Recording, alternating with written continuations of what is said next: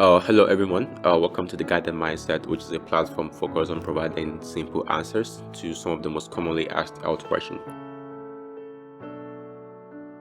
Actually, there is nothing too new. The full approval only tells us that more evidence have been analyzed to test the effectiveness and the safety of the vaccine. The FDA, which is the Food and Drug Administration, an agency that oversees the approval of both medications and vaccines in the US, have conducted a thorough analysis of the data Pfizer and Biontech provided about the vaccine and found out that the number of people who have taken the vaccine, both clinical trial participants and also the general public, compared to the number of people that got serious side effects from the vaccine, is very low. That is very insignificant. As a result, this group of experts, including medical doctors, pharmacists, scientists, nurse practitioners, etc., concluded that the vaccine is indeed effective in preventing COVID-19 contraction, and also it is safe enough for the public to use. And basically, the benefit of the vaccine outweighs the risk of the vaccine. But then you might ask, how have we been able to use this vaccine for almost 6 months now without the full approval? Actually, the vaccine was approved under something called the EUA, Emergency Use Authorization. Basically, this is a process the FDA uses in special cases, such as emergency situations like the pandemic.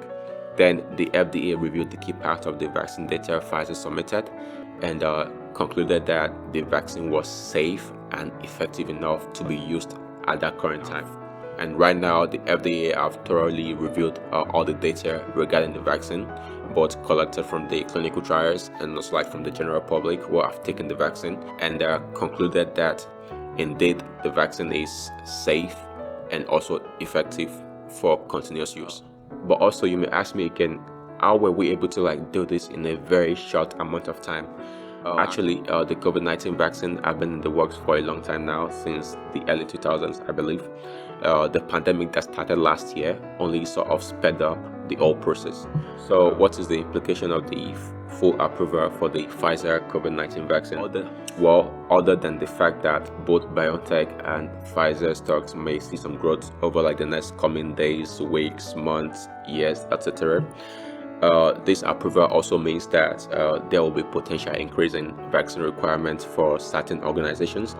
For instance, employers, hospitals, and universities might feel like they have the right to require all their employees to get the vaccine, and also schools as well may require all the students to get the vaccine before they have access to their facilities. And also, there is a potential for the recommendation of the booster vaccines, which is basically an extra dose of the COVID vaccine, in addition to the 2 vaccines you might have already received. And also note, the vaccine surveillance will still be continued in something called the Phase 4 clinical trial to continue to prove that the vaccine is indeed effective and also safe in the long run. Okay, so what about the Moderna and the Johnson Johnson vaccine? Well, in an interview conducted this week with CBS News, Dr. Fauci said that the full approval of the Moderna vaccine is more or less of a timing issue, in the sense that Moderna submitted the data late, but there is still a very good chance that the Moderna vaccine also would receive a full approval very soon, because like the Pfizer vaccine, the Moderna vaccine as well have demonstrated both good effectiveness data and also good safety data as well. Another thing Dr. Fauci shared insight on is, when are we supposed to return to normality? Well, according to him, and also based on my personal observations as well, when we are supposed to return to normality depends on many key variables. For instance, now, how many people are willing to get the vaccine between now and next year? The more people that get the vaccine means the quicker we'll return to normality. And also, can we control the COVID-19 issue all through winter? As we all know, COVID-19 is more or less of an infection that is often propagated in the winter. And also, can we control the incidence of the new Delta variant version of the COVID-19? And actually, in his interview with NBC News, Albert Bourla, the CEO of Pfizer, suggests that we might not even need a new vaccine for the new Delta variant of COVID-19, in the sense that Pfizer vaccine is very strong, is very effective to the extent that it can also prevent contraction of the Delta variant version of the COVID.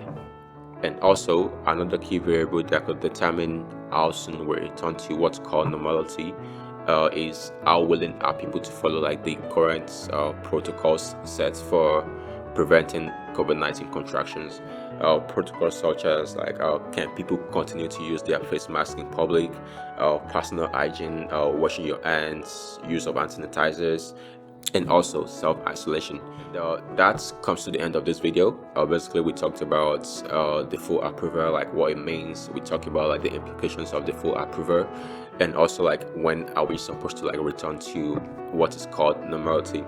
And like always, if you find this video informative, please feel free to like, comment, and subscribe, and also do refer your friends as well to this channel. This is a growing channel, and we'll definitely appreciate all your support.